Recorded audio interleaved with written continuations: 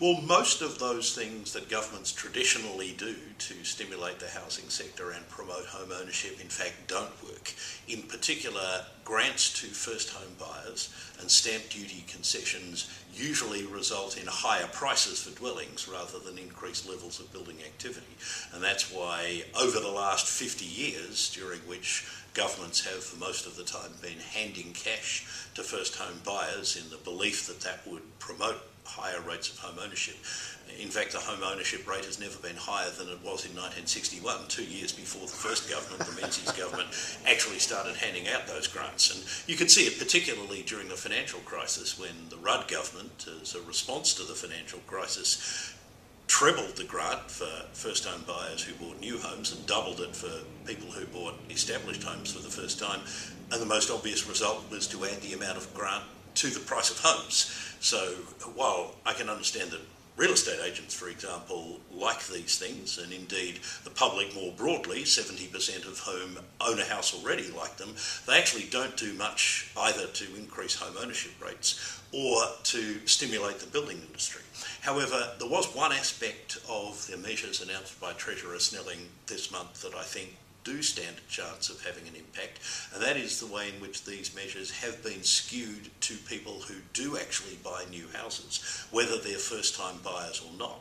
And that's an interesting aspect of the things, that the changes that have been announced in Australia, is that to a much greater extent than governments have traditionally done, they do seem to be directed towards increasing the supply of housing rather than primarily having the effect of driving up the price of existing housing as the traditional measures see. Interesting that you would make that analysis, because Jack Snelling told in Daily a year ago precisely what you said, that these grants don't work. And yet we get the impression, I think, from what was rolled out the other week, that this year's aimed at a 6 to 12 month stimulation of a construction sector that's in the doldrums. So that's the direction that appears to be heading in the short term. The other sector that you mentioned was manufacturing. Mm-hmm. The decline in those key sectors such as motor vehicle manufacturing in South Australia, Mitsubishi gone from Lonsdale and Tonsley, GMH scaling down significantly year after year, and their respective supply companies doing the same. That has been a long-term decline now for the best part of a decade. Where is the alternative in the manufacturing sector for states like South Australia? I think in South Australia's case, the best alternative is the defence equipment sector. And partly because of initiatives that were put in place during the 1990s and the early 2000s, South Australia has been, in a sense, fortunate that the winding back of the auto manufacturing sector, which had been a mainstay of manufacturing in this state, has coincided with the ramping up of the defence equipment sector.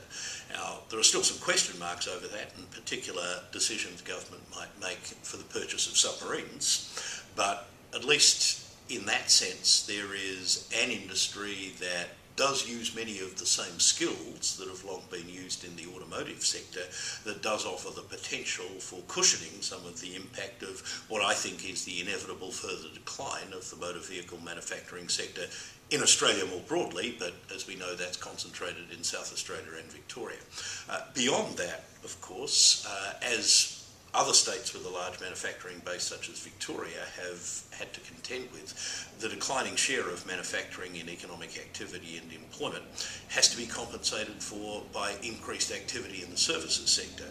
And while Australians, like some other countries, tend to deride services activity as being some combination of flipping hamburgers and taking in each other's washing, in fact, there are a lot of high-paying jobs in the services sector that call for skills, that offer decent careers, and what I think governments need to do is to support those who, through no fault of their own, find the skills they have been applying in the manufacturing sector no longer required, and enable future generations of South Australians to acquire the skills that will fit them for the jobs that will be on offer in the services. Two final things. You mentioned in your briefing to the clients of William Buck that South Australians, as it stands, have the lowest incomes and the lowest net worth in the nation. Why isn't that an attractant for businesses wanting to set up things such as, say, shared services sections. If you're a large corporation, why would you pay someone a Sydney wage and a Sydney rental when you could perform the same functions in an office? Traditionally, of course, going back to the Playford era, low wages and low costs relative to the eastern states was one of the points of South Australia's competitive advantages vis-a-vis the big states, and much of South Australia's traditional manufacturing base was built during the Playford era on those kind of attractions. The problem now is that the competition is just not simply the eastern states. The competition is global, and the eastern states are also losing out on those lower cost services propositions to countries like Indonesia or India or the Philippines for some of those things. And clearly South Australians don't want to be competing with the Philippines or India in terms of the wages that are paid to people who work in some of those operations or other aspects of life such as environmental standards, nor can our governments really offer the same kind of subsidies and concessions that governments in some other countries are willing to offer, in part because they don't offer their citizens the same range of social services that people in Australia, and South Australia in particular, have long come to expect. South Australian wages are low relative to the eastern states for a good economic reason, and that is that levels of productivity are lower in South Australia than in any other state except Tasmania. And there's, in economics, a logical connection between the two. So if South Australia wants to have more higher productivity, higher income jobs, then one of the challenges that has to be overcome is that of lifting productivity, which is in turn, in large measure, a function of the human capital that South Australians bring to their jobs. South Australia has, unfortunately, a lower level or lower proportion of its workforce possessing the kind of post-secondary qualifications that employers look for in some of these services jobs. So part of the challenge is to increase the level of participation and attainment in the post-secondary education sector, and to the extent that it's possible, seeking to offset some of the other disadvantages of scale and distance from larger markets that South Australia might have by making the business environment more friendly to potential. Smarten up and harden up. Indeed.